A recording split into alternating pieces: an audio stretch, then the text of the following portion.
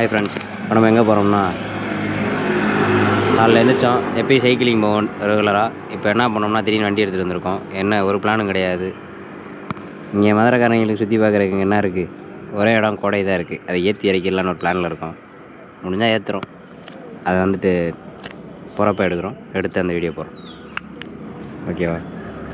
Take off. Okay friends, கிளம்பலாமா? இது வந்துட்டு எங்கள் அண்ணன் வண்டி. என் வண்டி நான் நேற்று காட்டியிருப்பேன், அந்த வண்டி தான் அது. அதில் எனக்கு ஆக்சிடெண்ட் ஆயிடுச்சு. கடந்த ஒரு மாத காலமாகவே அந்த வண்டி அப்படி தான் இருக்குது. மன வருத்தமாக தான் இருக்குது.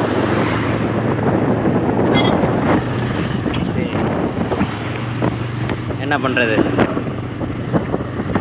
ரோட்டில் ஓட்டுறதே பெரிய சாதனை தான். அது ப்ரொஃபஷனலாக ஓட்டுறப்ப ரொம்ப தான் பண்ணுறானுங்க. இந்த குறுக்க வரவங்களப்பெல்லாம் வெட்டணும்டா, டென்ஷன் ஆக்குறானுங்க. சரி, இன்னுமே இல்லை ஃப்ரெண்ட்ஸ், ஒரு கவர்மெண்ட் பஸ்ஸு ஓகேவா, அதை வந்துட்டு ஸ்டாப்பில் நிற்கிது, பஸ் ஸ்டாப்பில். நீங்கள் என்ன நினைப்பீங்க, அதை ரைட்டில் ஓவர்டேக் பண்ணிட்டு போயிடலான்னு நினைப்பீங்க. இப்போ என்ன ஆச்சுன்னா, அது ஒரு பைபாஸ் ரோடு ஓகேவா. மதுரைக்குள்ளே வந்துட்டு பைபாஸ் ரோடுன்னு ஊருக்குள்ளேயே ஒரு ரோடு இருக்கும். காலவாசலேருந்து திருமங்கலம் வரைக்கும் அந்த ரோடு போகும். ஆனில் தான் இருக்குது. அந்த ரோடு எப்படி போகுதுன்னா, ஊருக்குள்ளேயே போகிற ரோடு ஓகேவா.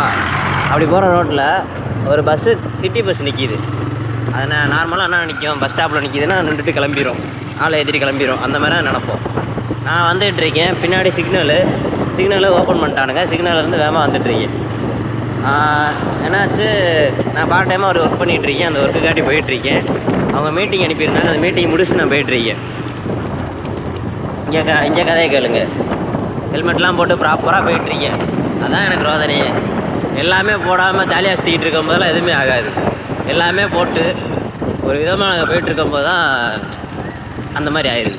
கரெக்டாக பஸ்ஸு நிற்கிது, நானும் சரி ஓவர்டேக் பண்ணிட்டு போகிறேன். அந்த பஸ்ஸு என்னாச்சு, கரெக்டாக நின்றுக்கிட்டு இருந்த பஸ்ஸு கிளம்புச்சு. சரி ஆளை ஏற்றிட்டு கிளம்புது போல் அப்படின்னு நினச்சிட்டு நான் ரைட்டில் ஓவர்டேக் பண்ணிட்டு போகிறேன். ஆனால் அந்த பஸ்ஸு என்ன பண்ணார், டக்குன்னு ரைட்டில் கட் பண்ணிட்டார். எனக்கு அந்த ரோடே இல்லை, 6 வே ட்ராக்கு. அது 6 வேலையும் இங்கே எனக்கு 2 வே இருக்குது. 2 வேலையுமே ரோடில் இடமே இல்லை. ஏன்னா பஸ்ஸு இந்த கார்னர் டு அந்த கார்னர் வளைச்சி தான் போகணும். அப்படி இருக்கிறப்ப என்னை ஃபுல்லாக கவர் பண்ணிடுச்சு அந்த பஸ்ஸு. ஒன்றுமே பண்ண முடியலை. நான் போய்ட்டு நேராக போய் பஸ்ஸில் சொருகிட்டேன். பஸ்ஸு என்ன பண்ணுச்சு, பஸ்ஸு வந்துட்டு கவர்மெண்ட் பஸ்ஸாக உங்களுக்கே தெரியுமே, பிரேக் பிடிச்சா பிடிக்காது. அப்படியே என்னை பிரேக் வந்து பிடிக்காமல் என்னை அப்படியே ஒரு தள்ளி சூப்பர்.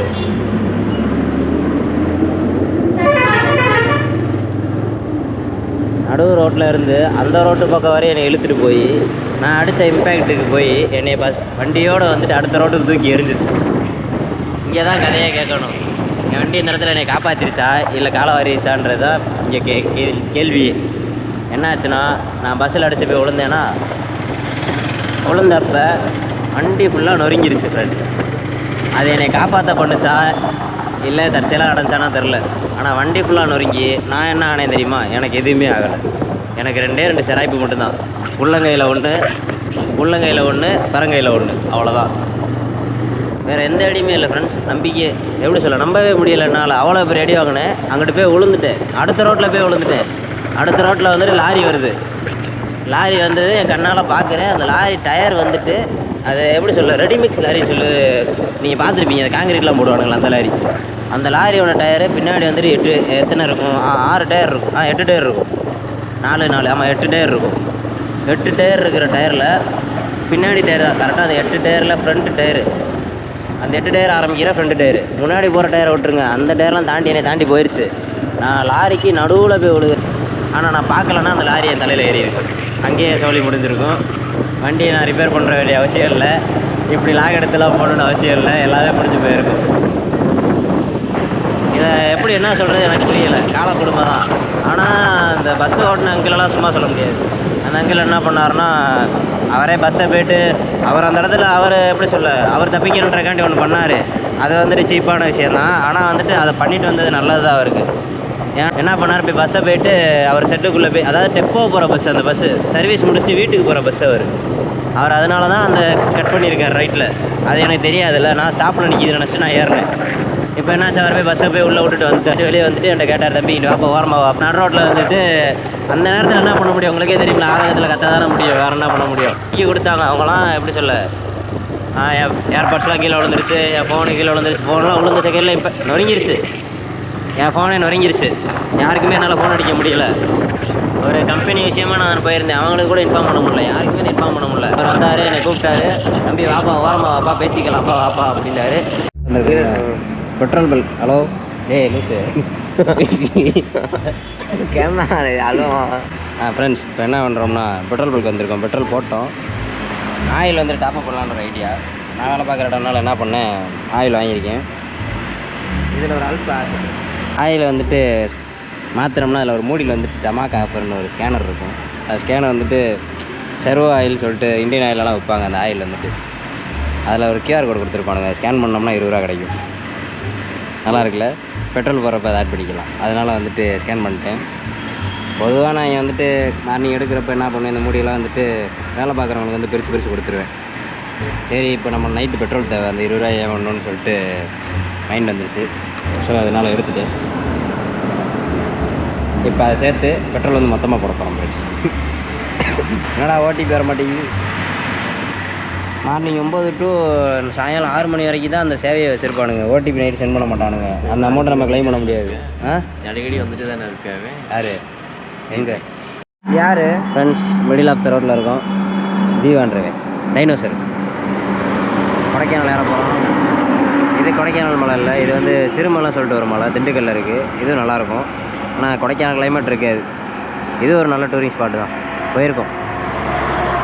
சாலிடாக ஒரு 5200 அடி நீட்டாக இருக்கும் மலை. போனோம் மேலே, நல்லா இருந்துச்சு அன்னைக்கு. அது ஒரு மாதிரி வைப்பாக தான் இருந்துச்சு. ஆனால் கொடைக்கானல் வைப்பு கிடைக்காது ஃப்ரெண்ட்ஸ். மதுரைக்காரங்களுக்கு வந்துட்டு சுற்றி பார்க்குற ஒரே இடம் கொடைக்கானல் தான்.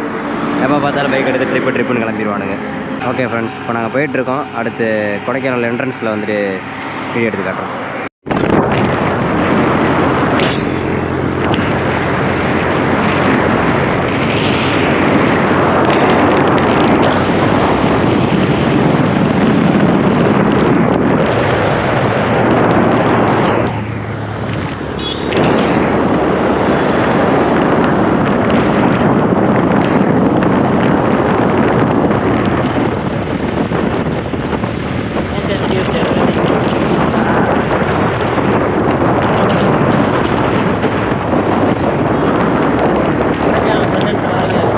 அடிவாரமே எப்படி இருக்குன்னு பாருங்க.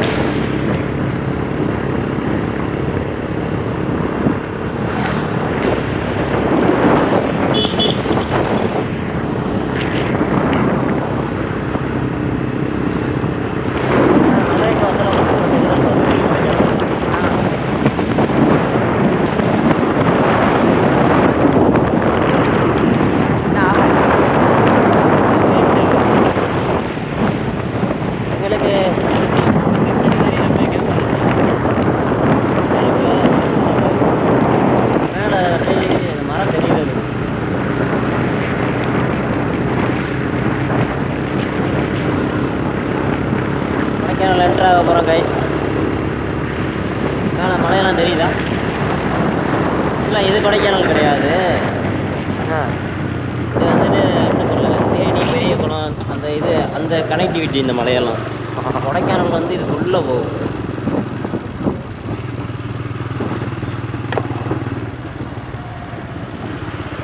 நம்மளை உருவாகலாம் தெரியல, பார்ப்போம்.